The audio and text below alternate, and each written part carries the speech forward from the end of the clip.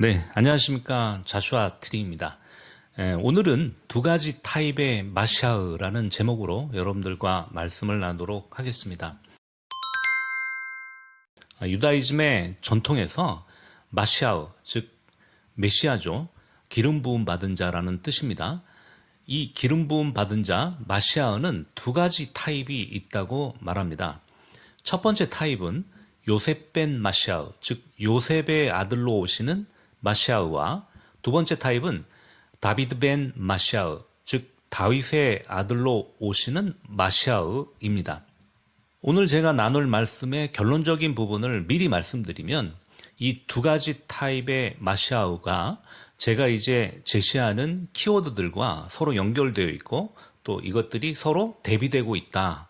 이것을 통해서 여러분들이 마샤흐에 대한 메시아에 대한 유대적 관점으로 여러분들이 접근하고 그것을 통해서 성경을 더 깊이 있게 그리고 넓은 창으로 보시면 좋겠다라는 의미로 오늘 이 강의를 준비했습니다.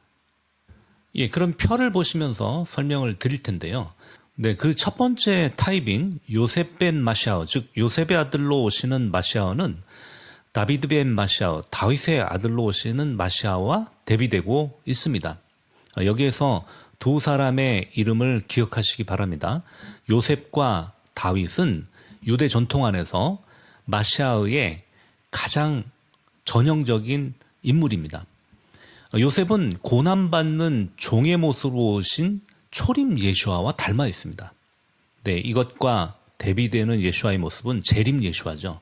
즉 그분은 이스라엘 나라를 회복하고 구원할 왕의 모습으로 오실 예수아와 이렇게 대비되고 있습니다. 초림과 재림. 그리고 요셉은 12 아들들 가운데는 있지만 12지파 안으로는 들어가지 못하죠. 대신에 요셉의 장자인 에프라임이 12지파 안으로 들어가고 에프라임을 대표로 하는 북이스라엘이라는 나라가 만들어집니다.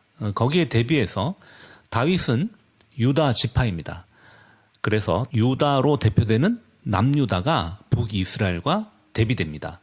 이런 키워드들이 서로 이 요셉이라는 이름과 연결되고 또 다윗이라는 이름으로 이렇게 연결되는 것을 볼 수 있습니다. 그 다음 키워드는 이방인과 유대인입니다. 북이스라엘은 이방 나라 가운데 흩어져서 거의 대부분 돌아오지 못합니다. 그들이 이방인처럼 살아가기 때문에 북이스라엘은 이방인이라는 키워드와 연결이 됩니다. 반면에 유다로 대표되는 남유다는 남은 자로서 이스라엘 땅에 그들이 남아서 유대인을 대표하는 사람들이 되죠. 그래서 북이스라엘은 이방인과 더 가깝고 남유다는 유대인의 정체성을 가졌다. 그런 의미로 이렇게 서로 대비되고 있습니다. 마지막으로 첫째 아담과 둘째 아담이 연결되고 서로 대비되고 있습니다. 이것은 강의를 통해서 좀 더 자세하게 설명을 드리도록 하겠습니다. 네, 요셉의 아들로 오신 마시아는 고난받는 종의 모습으로 오셨던 초림 예수아와 매우 닮아 있습니다. 그리고 다윗의 아들로 오시는 마시아는 이스라엘 나라를 회복하고 온 이스라엘을 구원할 구원자의 모습으로 오실 재림 예수아와 매우 닮아 있습니다. 그런데 이 두 가지 타입의 마시아는 서로 다른 분이 아니라 바로 한 분 예수아에 대한 계시이죠. 유대인들의 딜레마는 이 두 가지 타입의 마시아에 대한 계시가 있음에도 불구하고 이 마시아께서 두 번 오신다는 사실을 모르고 있어요. 이것은 굉장한 아이러니인데요. 왜냐하면 타나크, 즉 구약에서 이 사실을 발견할 수 없기 때문입니다. 그들은 이방인 신자들에게 이렇게 반문합니다. 마시아가 두 번 온다는 말씀이 타나크에 어디에 있느냐? 이렇게 그들이 말하는 이유는 대부분의 유대인들이 아직도 브리트 하다샤, 즉 신약을 믿지 않기 때문이죠. 그러나 우리 이방인 신자들은 어떻습니까? 네, 우리는 두 가지 타입의 마시아가 있다는 사실을 물론 어떤 신학적 정보를 통해서 얻을 수는 없어요. 이 말은 무슨 말이냐면 교회에서 이 두 가지 타입의 마시아에 대한 가르침을 배운 적이 없다는 뜻입니다. 그럼에도 불구하고 우리는 이 브리트 하다샤, 즉 신약을 통해서 예수님께서 초림과 재림을 통해 두 번 오신다는 것을 알고 있어요. 참 아이러니죠. 유대 전통에서 말하는 이 두 가지 타입의 마시아에 대한 희미한 그림자를 우리가 갖고 있다는 거예요. 그래서 마시아께서 두 번 온다는 사실이 유대인들에게는 가리워져 있어요. 이건 참 놀라운 신비예요. 반면에 우리 이방인 신자들에게는 명확하게 드러나서 우리가 보고 있다는 거예요. 이것은 복음의 신비 가운데 하나입니다. 그러나 이 신비는 이방인 구원을 위한 한시적으로 허락된 신비라고 할 수 있죠. 왜 그렇습니까? 네, 예수와께서는 유대인의 왕으로 다시 돌아오실 것이기 때문이죠. 이것이 바로 하나님의 구원의 최종 계획입니다. 로마서 11장 25절 말씀을 보도록 하겠습니다. 형제들아 너희가 스스로 지혜 있다 하면서 이 신비를 너희가 모르기를 내가 원하지 아니하노니 이 신비는 이방인의 충만한 수가 들어오기까지 이스라엘의 덜어는 우둔하게 된 것이라. 그리하여 온 이스라엘이 구원을 받으리라. 기록된 바 구원자가 시온에서 오사 야곱에게서 경건하지 않은 것을 돌이키시겠고 내가 그들의 죄를 없이 할 때 그들에게 이루어질 이방인이 충만해지기까지라고 번역해야 맞습니다. 충만함과 충만한 수는 다른 뉘앙스죠. 메시아닉 유대인 신학자 데이비드 H. 히스턴은 이 떨어져 나간 것처럼 보이는 참 올리브 나무의 가지들, 이들이 누굽니까? 네, 1세기 당시에 예수와를 거부했던 이스라엘의 지도자들이에요. 그리고 그들의 후손이 오늘날까지 남아 있습니다. 이들 가지들이 지금은 잠시 떨어져 나간 것처럼 보이지만 그들은 아직 수액이 마르지 않았다라고 말합니다.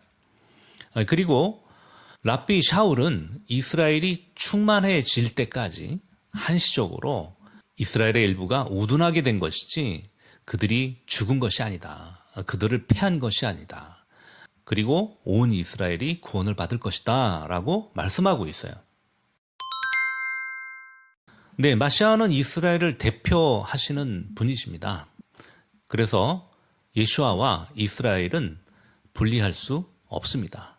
예수아는 이스라엘이란 몸의 머리입니다. 머리가 없는 몸은 상상할 수가 없습니다. 절대 분리할 수가 없습니다. 그래서 이 두 가지 타입의 마시아는 둘로 쪼개진 이스라엘과 서로 연결되어 있어요.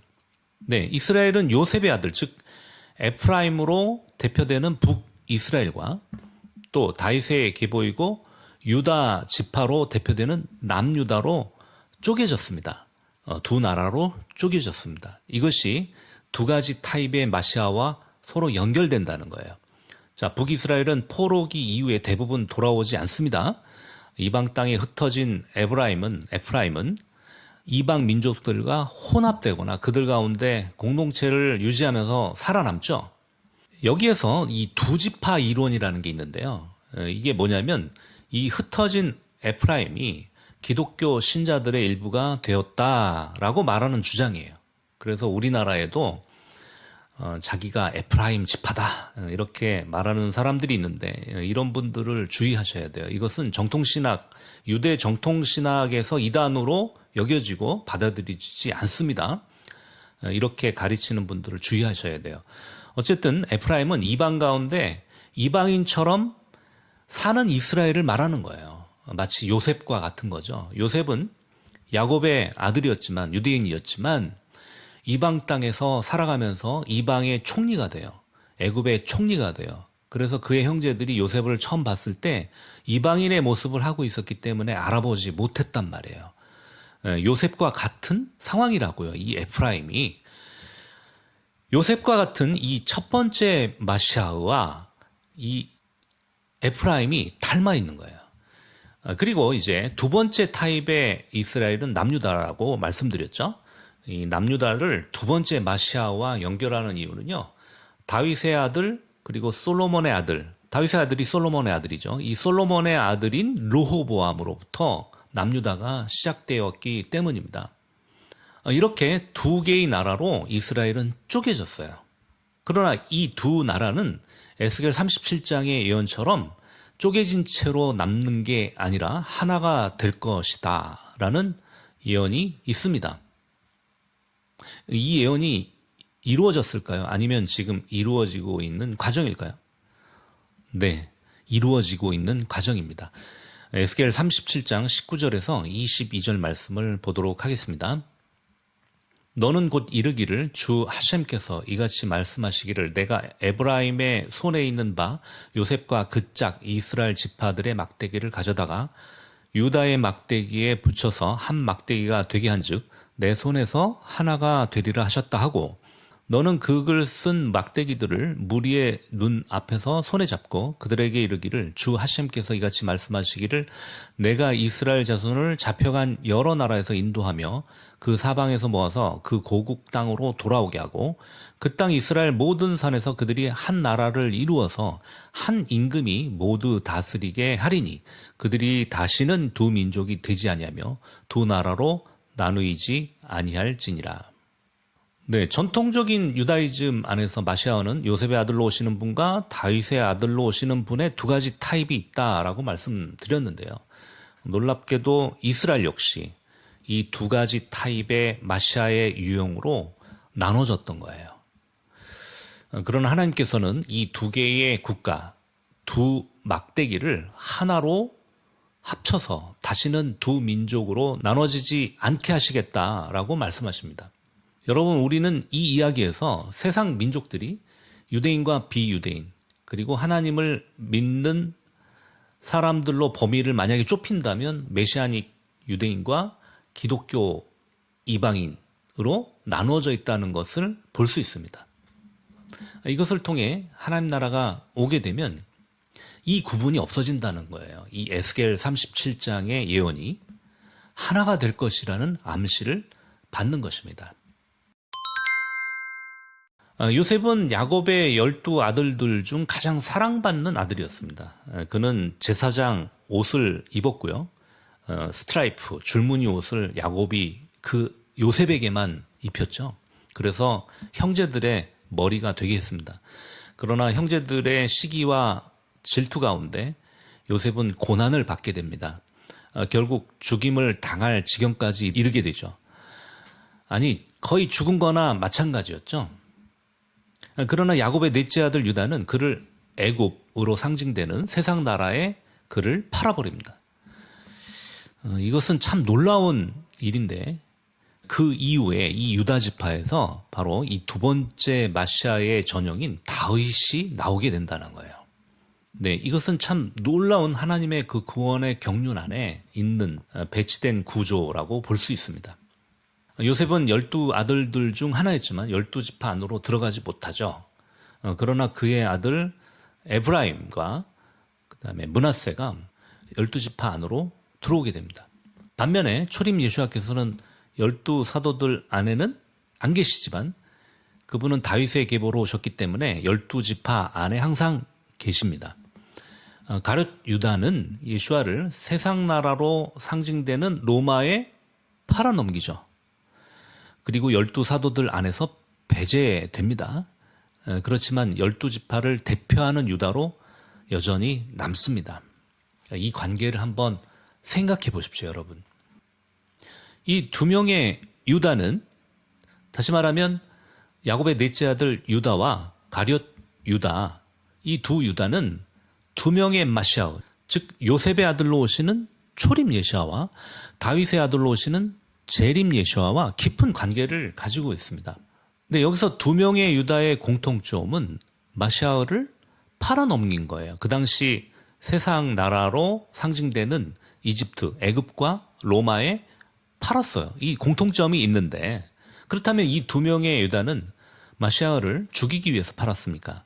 아니면 살리기 위해서 팔았습니까?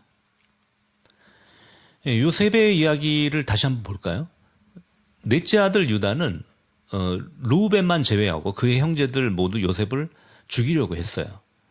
이때 유다는 요셉을 살리기 위해서 그 당시 애굽으로 상징되는 세상 나라에 그를 팔았습니다. 그리고 요셉은 세상 나라로 상징되는 애굽의 구원자가 됩니다.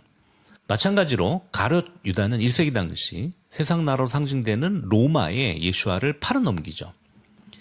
그분을 죽이기 위해서 판 것처럼 보이지만 이 상황에서 예수와께서는 베드로에게 말씀하셨던 것처럼 사탄아 뒤로 물러가라 이렇게 하시지 않고 유다에게는 친구여 내가 무엇을 하려고 왔는지 행하라 라고 말씀하십니다. 이렇게 말씀하신 이유가 뭘까요?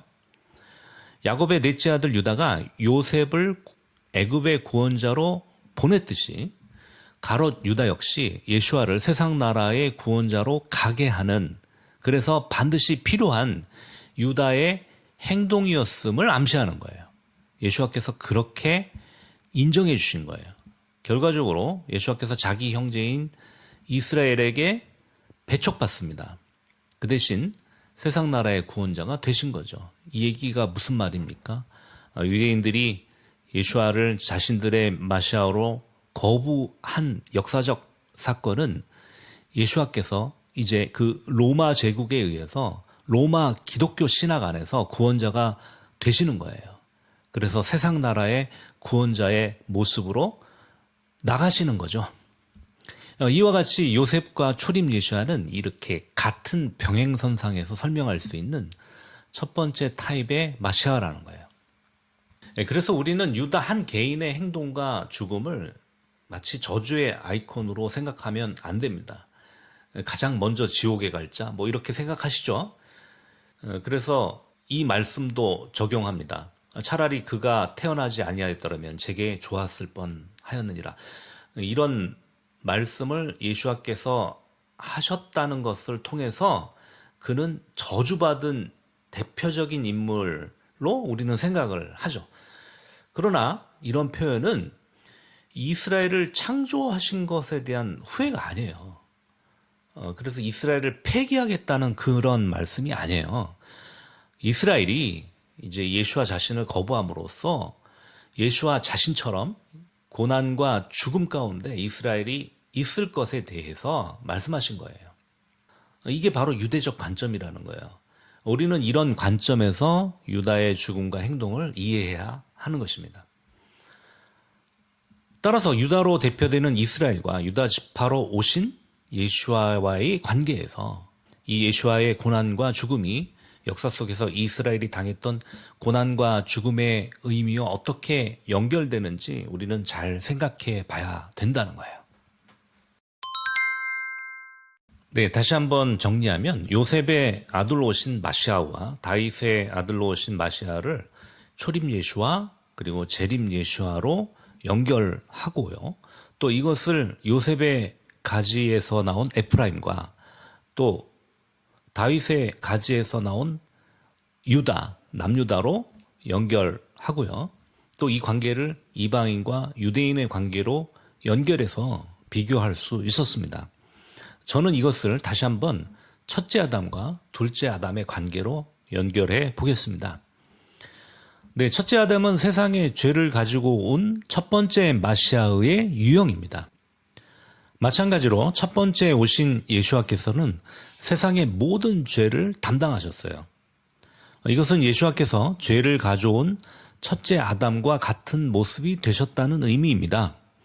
왜냐하면 그분은 세상에 들어온 모든 죄를 다 짊어지시고 죄인과 같은 모습이 되셨기 때문이죠.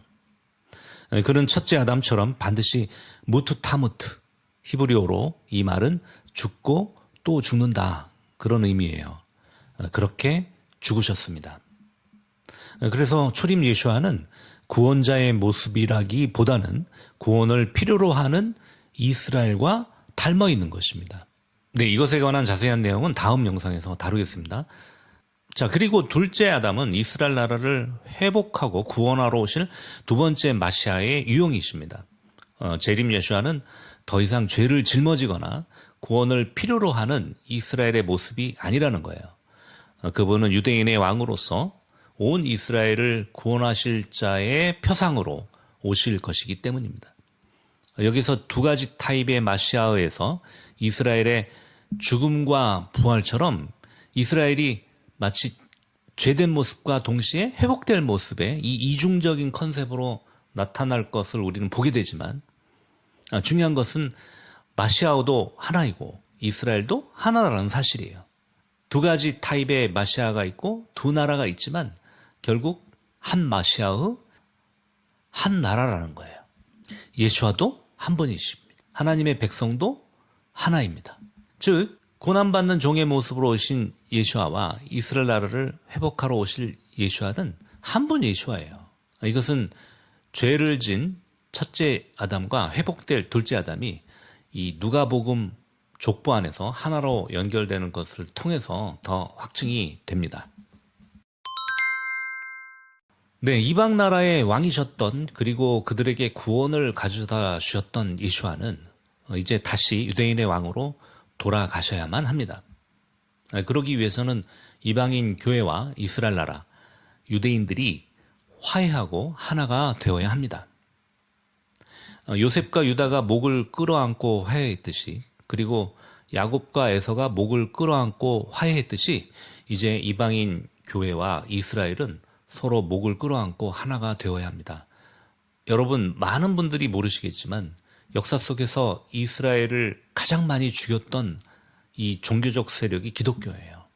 이것은 참으로 큰 아이러니입니다. 우리는 유대인들과 화해를 해야 됩니다. 이것이 에베소서에서 말하는 한세 사람에 관한 계시입니다. 네, 우리는 유대인과 화해를 하기 위해서는 먼저 이방인 교회가 기독교라는 로마의 신학 안에 예수라는 이름으로 그분을 가둬놨던 것에서 이제 예수아라는 이름으로 이스라엘 왕, 이스라엘의 구원자로 그분을 다시 보내드려야 합니다. 어렵게 들리실지 모르겠습니다. 이것에 대해서 랍비 이착 샤피라는 이렇게 말했습니다. 로마의 감옥에서 그분을 풀어드리고 이스라엘로 나오게 하셔야 한다. 그래서 이방인의 구원자 예수와 유대인의 구원자 예수아가 하나가 돼야 돼요.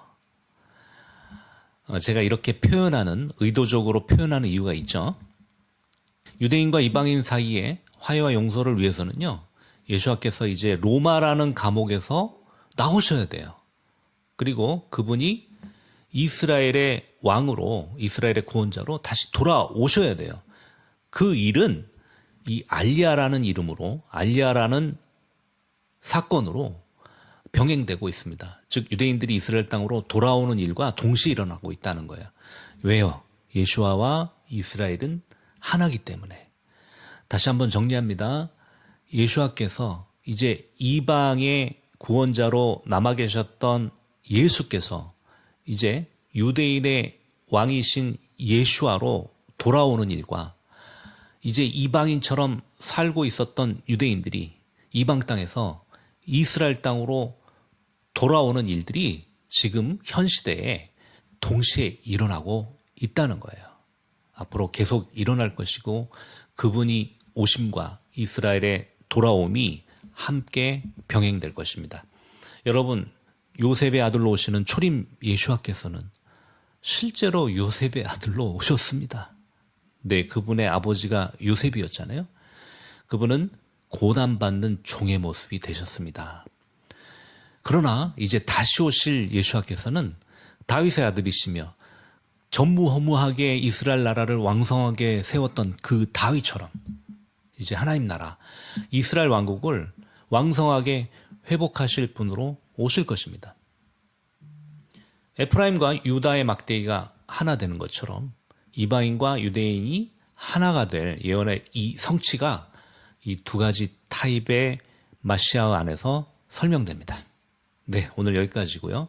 다음 시간에는 왜 초림 예수와는 구원을 필요로 하는 첫 번째 유형, 프로토타입으로 오신 분인가에 대해서 나누도록 하겠습니다. 샬롬.